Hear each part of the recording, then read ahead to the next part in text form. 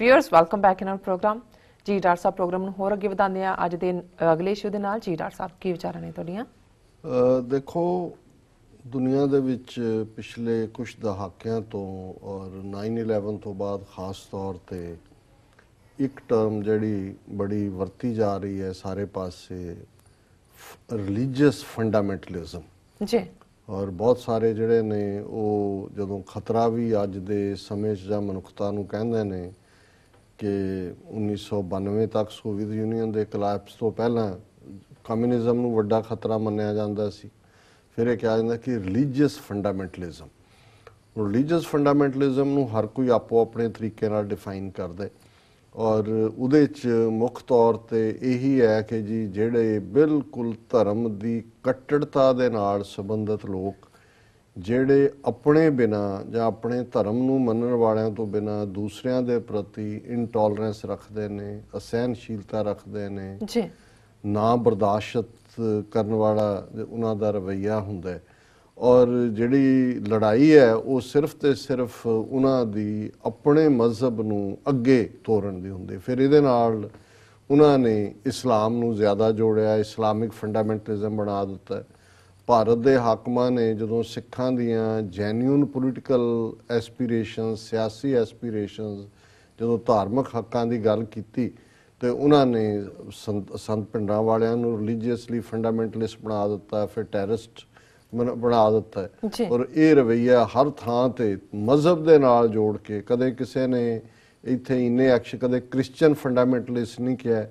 Even Israel ਦੇ prime minister ਸਮੇਤ ਜਿਹਨੇ ਅਰਾਫਾਤ ਨਾਲ ਸਮਝੌਤਾ ਕੀਤਾ ਸੀ ਉਹਦੀ ਅਸੈਸੀਨੇਸ਼ਨ ਹੋਈ, ਕਿਸੇ ਨੇ ਜੂਇਸ਼ ਟੈਰਰਿਸਟ ਨਹੀਂ ਕਿਹਾ। ਲੇਕਿਨ ਇਧਰ ਮਜ਼ਹਬ ਦੇ ਨਾਲ ਵੀ ਫਿਰ ਪਹਿਲਾਂ ਜਿਹੜਾ ਫੰਡਾਮੈਂਟਲਿਸਟ ਫਿਰ ਟੈਰਰਿਸਟ, ਇਹ ਲਾਈਨ ਤੁਰੀ।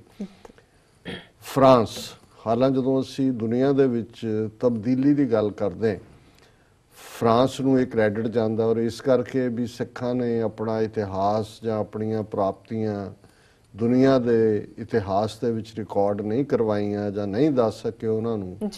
ਇਸ ਲਈ ਦੁਨੀਆ 'ਚ ਜਦੋਂ ਲੈਂਡ ਰਿਫਾਰਮ ਦੀ ਗੱਲ ਹੁੰਦੀ ਹੈ, ਰੈਵੋਲੂਸ਼ਨ ਦੀ ਗੱਲ ਹੁੰਦੀ ਹੈ, ਤੇ ਫਰਾਂਸ ਨੂੰ ਕ੍ਰੈਡਿਟ ਦਿੱਤਾ ਜਾਂਦਾ ਹੈ ਕਿ ਜੀ ਉਹਨੇ ਕਿਸਾਨਾਂ ਦੇ ਹੱਕਾਂ ਲਈ ਜਿਹੜੀ ਹੈ ਤਬਦੀਲੀ ਲਿਆਂਦੀ। ਫ੍ਰੈਂਚ ਰੈਵੋਲੂਸ਼ਨ ਦੇ ਨਾਂ ਨਾਲ ਯਾਦ ਕੀਤਾ ਜਾਂਦਾ ਉਹਨੂੰ ਜੀ। ਲੇਕਿਨ ਉਸ ਤੋਂ ਵੀ ਬਹੁਤ ਪਹਿਲਾਂ ਜਿਹੜਾ ਬਾਬਾ ਬੰਦਾ ਸਿੰਘ ਬਹਾਦਰ ਦੇ ਥੱਲੇ 1710 ਦੇ ਵਿੱਚ ਜ਼ਮੀਨ ਵਾਹੁਣ ਵਾਲਾ ਜ਼ਮੀਨ ਦਾ ਮਾਲਕ ਹੈ, tiller of the land is the owner of the land ਜੀ। ਹੁਣ ਇਹ ਕੋਈ ਰਿਲੀਜੀਅਸ ਫੰਡਾਮੈਂਟਲਿਜ਼ਮ ਚੋਂ ਜਾਂ ਸਿੱਖ ਰਾਜ, ਜਿਸ ਨੂੰ ਜੇ ਤੁਸੀਂ ਵੈਸਟਰਨ ਜਿਹੜੀ ਹੈ ਵੋਕੈਬਲਰੀ ਨਾਲ ਦੇਖੋਗੇ, ਜਦੋਂ ਅਸੀਂ ਸਿੱਖ ਰਾਜ ਕਹਿੰਦੇ ਆ ਇਹਨਾਂ ਦੇ ਲਈ ਫੰਡਾਮੈਂਟਲਿਸਟ ਰੂਲ ਹੋਏਗਾ ਜੀ ਮਜ਼ਹਬ ਦੇ ਨਾਂ ਤੇ। ਲੇਕਿਨ ਇੱਕ ਮਜ਼ਹਬ ਦੇ ਨਾਂ ਤੇ, ਇੱਕ ਮਜ਼ਹਬ ਦੇ ਅਸੂਲਾਂ ਦੀ ਬਿਨਾਂ ਤੇ ਬਣਨ ਵਾਲਾ ਰਾਜ ਤਾਂ ਪਹਿਲਾ ਇਕਨੋਮਿਕਲ ਹੱਕ ਦਿੰਦਾ ਹੈ ਕਿ ਵੀ ਜ਼ਮੀਨ ਵਾਹੁਣ ਵਾਲਾ ਜ਼ਮੀਨ ਦਾ ਮਾਲਕ ਹੈ ਜੀ। ਫਿਰ ਬਾਬਾ ਬੰਦਾ ਸਿੰਘ ਬਹਾਦਰ ਦੇ ਪੀਰੀਅਡ 'ਚ ਵੀ ਜਿਹੜੇ ਮੁਸਲਮਾਨ ਸੋਲਜਰ ਉਹਨਾਂ ਨੂੰ ਜੁਆਇਨ ਕਰਦੇ ਨੇ, ਜਿਹੜੇ ਉਹਨਾਂ ਦੇ ਨਾਲ ਜੁੜਦੇ ਨੇ, ਉਹ ਆਪਣੇ ਉਹਨਾਂ ਨੂੰ ਨਮਾਜ਼ ਪੜ੍ਹਨ ਦਾ, ਬਾਂਗ ਦੇਣ ਦਾ ਦੂਸਰੇ ਹੱਕ ਨੇ ਜੀ। ਇਹੀ ਗੱਲ ਲਗਭਗ 50 ਸਾਲ ਦੇ ਮਹਾਰਾਜਾ ਰਣਜੀਤ ਸਿੰਘ ਔਰ ਉਹਦੇ ਡਿਸੈਂਡੈਂਟਸ ਦੇ ਸਿੱਖ ਰਾਜ ਵੇਲੇ ਵੀ ਲਾਹੌਰ ਦੇ ਵਿੱਚ ਉਹ ਚਰਚ ਬਣਾਉਣ ਲਈ ਵੀ ਸਟੇਟ ਪੈਸੇ ਦਿੰਦੀ ਹੈ, ਮਦਰਸੇ ਵੀ ਜਿਹੜੇ ਨੇ, ਮਸੀਤਾਂ ਵੀ ਬਣਾਈਆਂ ਜਾਂਦੀਆਂ, ਸੂਫੀਆਂ ਦੀਆਂ ਦਰਗਾਹਾਂ ਵੀ ਨੇ, ਹਿੰਦੂਆਂ ਦੇ ਮੰਦਰਾਂ ਲਈ ਵੀ ਵਜ਼ੀਫੇ ਨੇ, ਸਿੱਖਾਂ ਦੇ ਗੁਰਦੁਆਰਿਆਂ ਲਈ ਵੀ ਜਿਹੜੇ।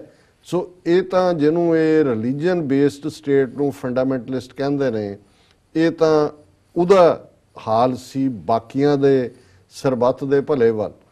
ਹੁਣ ਫ੍ਰੈਂਚ ਦੇ ਉਸ ਰੈਵੋਲੂਸ਼ਨ ਤੋਂ ਬਾਅਦ ਫਿਰ ਅਸੀਂ ਦੇਖਦੇ ਹਾਂ ਕਿ ਫਰਾਂਸ ਦੇ ਵਿੱਚ ਕਿਉਂਕਿ ਕਾਫੀ ਪ੍ਰਭਾਵ ਸੀ ਜਿਹੜਾ ਪੋਪ ਦਾ ਵੀ ਔਰ ਰਿਲੀਜਨ ਦਾ ਵੀ, ਉਹਨਾਂ ਨੇ ਗਰਦਾਨਿਆ ਕਿ ਜੀ ਇਹ ਰਿਲੀਜਨ ਸਭ ਬਿਮਾਰੀਆਂ ਦੀ ਜੜ ਔਰ ਚਰਚ ਔਰ ਸਟੇਟ ਇਹ ਸੈਪਰੇਟ ਕਰ ਦਿਓ ਬਿਲਕੁਲ, ਉਹਨਾਂ ਦਾ ਕੋਈ ਰੋਲ ਗਵਰਨੈਂਸ ਦੇ ਵਿੱਚ ਨਹੀਂ ਹੋਣਾ ਚਾਹੀਦਾ ਚਰਚ ਦਾ।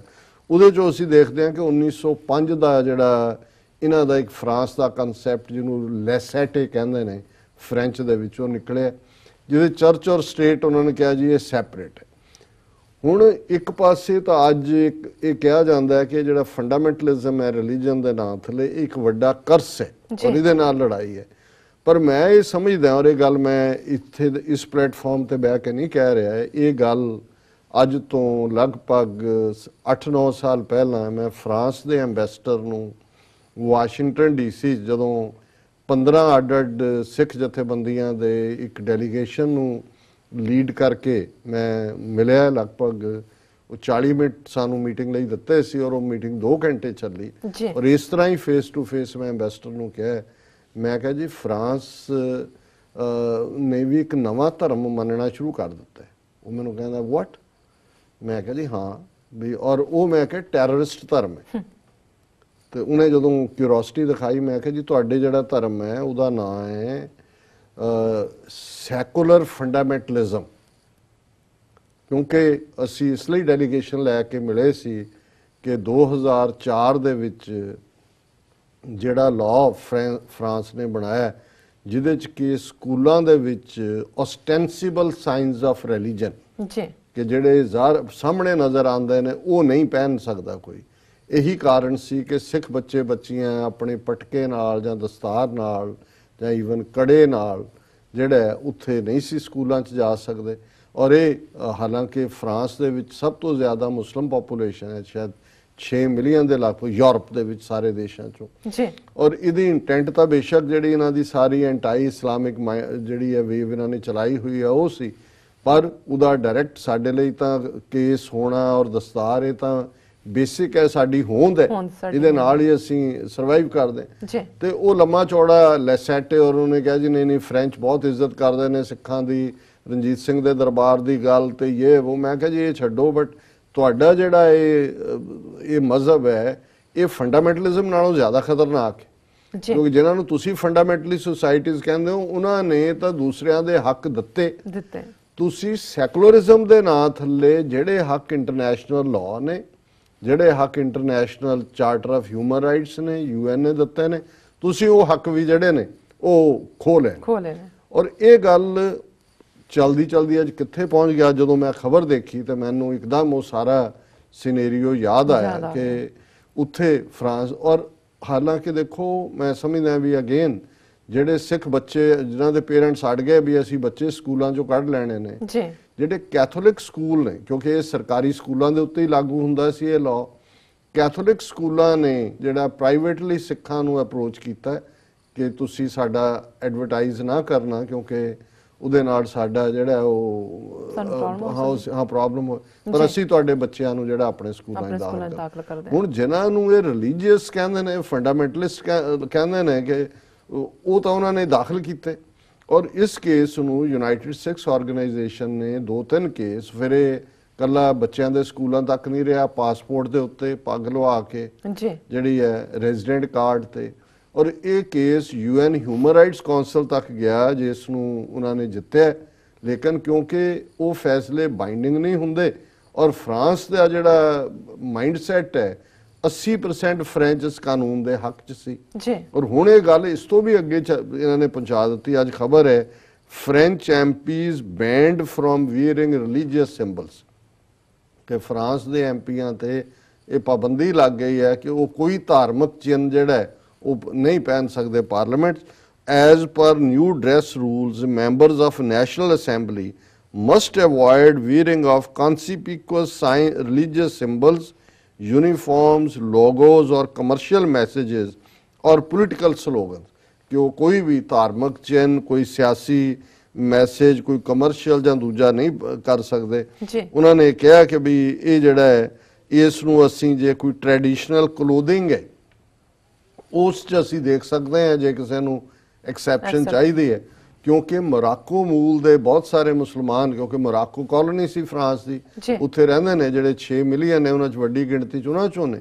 ਲੇਕਿਨ ਕੁੱਲ ਮਿਲਾ ਕੇ ਇਸ ਨੂੰ ਭਾਵੇਂ ਜਿਹੜੇ ਫਾਰ ਲੈਫਟ ਦਾ MP ਹੈ ਫ੍ਰੈਂਕੋਇਸ ਰਫਿਨ, ਉਹਨੇ ਇਸ ਦੇ ਉੱਤੇ ਜਿਹੜਾ ਆਬਜੈਕਸ਼ਨ ਕੀਤਾ, ਦੂਸਰਿਆਂ ਨੇ ਵੀ ਕੀਤਾ, ਪਰ ਉਹਨਾਂ ਨੇ ਕਿਹਾ ਕਿ ਜੀ ਦੇਖੋ ਅਸੀਂ ਤਾਂ the Speaker of Parliament Francois defended the changes, saying they were in line with 2004 law that banned school children and teachers from wearing conspicuous religious symbols। ਪਹਿਲਾਂ ਸਟੂਡੈਂਟਸ ਦੇ ਸੀ, ਫਿਰ ਟੀਚਰਸ ਤੇ ਆ ਗਿਆ, ਔਰ ਹੁਣ ਉਹਨਾਂ ਨੇ ਇਹ ਕਿਹਾ ਕਿ ਜੀ ਈਵਨ ਇਹ ਜਿਹੜਾ ਲਾਅ ਹੈ ਸਕੂਲਾਂ ਵਾਲਾ ਇਹ ਯੂਨੀਵਰਸਿਟੀਜ਼ ਔਰ ਬਾਕੀ ਪਬਲਿਕ ਪਲੇਸਿਸ ਦੇ ਉੱਤੇ ਵੀ ਔਰ ਦਫ਼ਤਰਾਂ 'ਚ ਵੀ, ਮਤਲਬ ਇਹ ਹੈ ਕਿ ਜਿਸ ਲਿਹਾਜ਼ ਨਾਲ ਫਰਾਂਸ ਜਾ ਰਿਹਾ ਹੈ, ਇਹ ਤਾਂ ਮੁਸਲਮਾਨ ਦੇਸ਼ਾਂ ਨੂੰ ਤੇ ਦੂਸਰਿਆਂ ਨੂੰ ਫੰਡਾਮੈਂਟਲਿਸਟ ਕਹਿੰਦੇ ਨੇ। ਜੀ। ਸੋ ਜ਼ਾਹਰ ਹੈ ਕਿ ਇੱਕ ਦਿਨ ਹੁਣ ਇਹਦੇ ਤੋਂ ਇਹ ਹੋ ਗਿਆ ਵੀ ਕੋਈ ਸਿੱਖ ਐਮਪੀ ਨਹੀਂ ਬਣ ਸਕੇਗਾ। ਨਹੀਂ ਬਣ ਸਕੇਗਾ। ਹਾਂਜੀ, ਸਕੂਲਾਂ ਕਾਲਜਾਂ 'ਚ ਵੈਸੇ ਹੀ ਹੈ ਔਰ ਦੂਸਰਾ ਅਦਰਵਾਈਜ਼। ਸੋ ਇਹ ਕਿਸ ਕਿਸਮ ਦਾ ਸੈਕੂਲਰਿਜ਼ਮ ਹੈ। ਬਿਲਕੁਲ। ਔਰ ਇਨ ਦਾ ਐਂਡ ਆਫ ਦਾ ਡੇ ਜੇ ਇਸ ਕਿਸਮ ਦਾ ਐਟੀਟਿਊਡ ਰੱਖੋਗੇ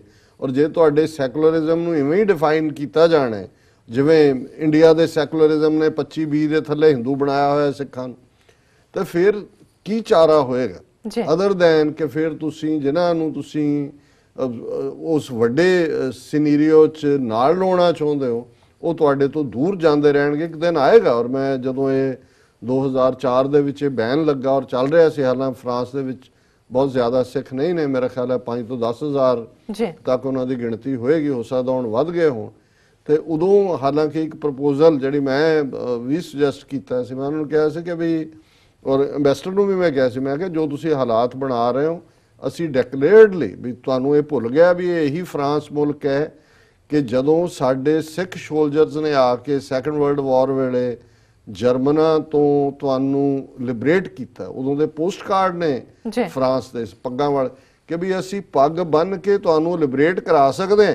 ਤਾਂ ਅੱਜ ਤੁਹਾਡੇ ਇਸ ਆਜ਼ਾਦ ਮੁਲਕ ਦੇ ਵਿੱਚ ਸਾਡੇ ਬੱਚੇ ਪੱਗ ਬੰਨ ਕੇ ਸਕੂਲਾਂ 'ਚ ਨਹੀਂ ਜਾ ਸਕਦੇ, ਤਾਂ ਹੁਣ ਪੱਗ ਬੰਨ ਕੇ ਕੋਈ ਪਾਰਲੀਮੈਂਟ ਦਾ ਮੈਂਬਰ ਨਹੀਂ ਬਣ ਸਕਦਾ। ਮੈਂ ਕਿਹਾ ਕਿਸ ਕਿਸਮ ਦਾ ਤੁਹਾਡਾ ਇਹ ਮੁਲਕ ਹੈ। ਸ਼ਰਮਿੰਦਾ ਉਹਨੂੰ ਮੈਂ ਬਹੁਤ ਕੀਤਾ, ਉਹ ਇਸ ਲਈ ਗੱਲਬਾਤ ਵੀ ਕੰਟੀਨਿਊ ਰਹੀ। ਉਹਨੇ ਅਸ਼ੋਰ ਵੀ ਕੀਤਾ, ਮੈਮੋਰੈਂਡਮ ਵੀ ਲਿਆ, ਅੱਗੇ ਵੀ ਜਾਵਾਂਗੇ, ਪਿੱਛੇ ਵੀ ਦਿੱਲੀ ਦੇ ਵਿੱਚ ਵੀ ਉਹਨਾਂ ਦੇ ਐਂਬੈਸਡਰ ਨੇ ਉਹੀ ਡਰਾਮੇਬਾਜ਼ੀਆਂ ਕੀਤੀਆਂ। ਪਰ ਕਿਉਂਕਿ ਕੁੱਲ ਮਿਲਾ ਕੇ ਜੋ ਮਰਜ਼ੀ ਇਹ ਸੈਕੂਲਰ ਔਰ ਦੂਜੇ ਤੀਜੇ ਕਹਿਣ, ਇਹਨਾਂ ਦੇ ਅੰਦਰ ਉਹੀ ਜਿਹੜੀ ਕਰੂਸੇਡਰ ਮਾਈਂਡਸੈਟ ਹੈ, ਐਂਟੀ ਇਸਲਾਮਿਕ ਥਾਟ ਹੈ ਔਰ ਇਹਨਾਂ ਚੋਂ ਜਿਹੜਾ ਰੇਸਿਜ਼ਮ ਹੈ ਕਿਸੇ ਹੋਰ ਫਾਰਮ ਦੇ ਵਿੱਚ ਸਾਹਮਣੇ ਆ ਜਾਂਦਾ ਹੈ। ਸੋ ਇਹ ਸਾਰਾ ਇੱਕ ਦੁਖਦਾਈ ਔਰ ਮੈਂ ਸਮਝਦਾ ਹਾਂ ਜਿਹੜਾ ਮੈਂ ਸੁਝਾਅ ਨੂੰ ਵੀ ਮੈਂ ਕਿਹਾ ਸੀ ਐਂਬੈਸਡਰ ਨੂੰ, ਮੈਂ ਕਿਹਾ ਜੀ ਇਹ ਆਏਗਾ ਕਿ ਅਸੀਂ ਸਾਰੇ ਸਿੱਖ ਡਿਕਲੇਅਰਡਲੀ ਫਰਾਂਸ ਨੂੰ ਅਲਵਿਦਾ ਕਹਿ ਦੇਵਾਂਗੇ, ਕਹਿ ਕੇ ਕਿ ਵੀ ਸ਼ਰਮ ਹੈ ਔਰ ਸਾਰੇ ਫਰਾਂਸ ਦੇ ਲੋਕ ਜਿਹੜੇ ਨੇ ਸਿੱਖ ਜਿਹੜੇ ਨੇ ਦੇ should seek other places to live. So ਕੁੱਲ ਮਿਲਾ ਕੇ ਇਹ ਪਾਰਟ ਸ਼ੋ ਕਰਦਾ ਹੈ ਵੀ ਅੱਜ ਜਿਹੜਾ 21st ਸੈਂਚਰੀ ਦੇ ਵਿੱਚ ਯੂਰਪ ਔਰ ਫਰਾਂਸ ਵਰਗਾ ਮੁਲਕ ਜਿਹਨੇ ਕਦੇ ਹੋਪ ਵੀ ਦਿੱਤੀ, ਫਰਾਂਸ ਜਿਹੜੇ ਸਿੱਖ ਰਾਜ ਵੇਲੇ ਰਣਜੀਤ ਸਿੰਘ ਦੇ ਗੱਲ ਕਰੀਏ, ਜਨਰਲ ਰਾਡ, ਜਨਰਲ ਵੈਂਤੋਰਾ, ਫ੍ਰੈਂਚ ਜਨਰਲ, ਸਾਰੀ ਸਿੱਖ ਫੌਜ ਉਸ ਲਾਈਨ ਦੇ ਉੱਤੇ ਹੀ ਟ੍ਰੇਨਡ ਸੀ ਔਰ ਫਰਾਂਸ ਰਿਲੇਟਿਵਲੀ ਜਿਹੜਾ ਹੈ ਉਹ ਨੋਨ ਸੀ ਕਿ ਬਈ ਉੱਥੇ ਜਿਹੜੀ ਹੈ ਉਹ ਇਸ ਕਿਸਮ ਦਾ ਕਮਿਊਨਲ ਮਾਈਂਡਸੈਟ ਨਹੀਂ ਹੈ। ਪਰ ਇਹ ਹੁਣ ਸੈਕੂਲਰਿਜ਼ਮ ਨੂੰ ਹੀ ਧਰਮ ਬਣਾ ਲਿਆ ਇਹਨਾਂ ਨੇ ਔਰ ਉਸ ਸੈਕੂਲਰ ਫੰਡਾਮੈਂਟਲਿਜ਼ਮ ਦੇ ਨਾਂ ਥੱਲੇ ਬਾਕੀਆਂ ਨੂੰ ਜਿਹੜਾ ਉਹ ਆਪਣੀ ਧਾਰਮਿਕ ਆਜ਼ਾਦੀ ਵੀ ਜਿਹੜੀ ਹੈ ਉਹ ਸਰੈਂਡਰ ਕਰਨ ਦੇ ਲਈ ਲੀਗਲੀ ਫੋਰਸ ਕੀਤਾ ਜਾ ਰਿਹਾ। ਸੋ ਇਹ ਇਨਫੈਕਟ ਟਰੂ ਹੈ ਜੋ ਚੱਲ ਰਿਹਾ ਆਲ ਅਰਾਊਂਡ। ਜੀ ਡਾਕਟਰ ਸਾਹਿਬ ਬਿਲਕੁਲ ਇੱਥੇ ਲੈਣੇ ਬ੍ਰੇਕ ਤੋਂ ਪਹਿਲਾਂ ਅਸੀਂ ਆਪਣੇ ਦਰਸ਼ਕਾਂ ਤੇ ਸਰੋਤਿਆਂ ਨੂੰ ਅਪੀਲ ਕਰ ਦਈਏ, ਵਿਊਅਰਸ, ਜਿਸ ਤਰ੍ਹਾਂ ਕਿ ਤੁਸੀਂ ਜਾਣਦੇ ਹੋ ਕਿ TV 84 ਹੀ ਮਨੁੱਖੀ ਹੱਕਾਂ ਦਾ ਪਹਿਰੇਦਾਰ ਹੈ। ਅਸੀਂ ਚਾਹਾਂਗੇ ਕਿ ਤੁਸੀਂ TV 84 ਦੀ ਵੱਧ ਤੋਂ ਵੱਧ ਮਾਈਕ ਸਹਾਇਤਾ ਕਰੋ। ਤੁਸੀਂ ਆਪਣੀ ਮਾਈਕ ਸਹਾਇਤਾ ਸਾਡੀ ਵੈਬਸਾਈਟ tv84.tv ਤੇ ਜਾ ਕੇ ਪੇਪਲ ਦੀ ਵਰਤੋਂ ਕਰਕੇ ਮੰਥਲੀ ਡੋਨੇਟ ਕਰ ਸਕਦੇ ਹੋ ਜਾਂ ਫਿਰ ਤੁਸੀਂ ਇਕੱਠੇ ਵੀ ਕਰ ਸਕਦੇ ਹੋ। ਦਿੱਤੇ ਗਏ ਸਕਰੀਨ ਦੇ ਪਤੇ ਦੇ ਤੁਸੀਂ ਸਾਨੂੰ ਮੇਲ ਵੀ ਕਰ ਸਕਦੇ ਹੋ, ਤੁਸੀਂ ਸਾਨੂੰ ਕਾਲ ਵੀ ਕਰ ਸਕਦੇ ਹੋ। ਵਿਊਅਰਸ, ਤੁਸੀਂ ਕਿਤੇ ਨਹੀਂ ਜਾਣਾ, ਮਿਲਦੇ ਹਾਂ ਆਫਟਰ ਦਿਸ ਸ਼ਾਰਟ ਬ੍ਰੇਕ।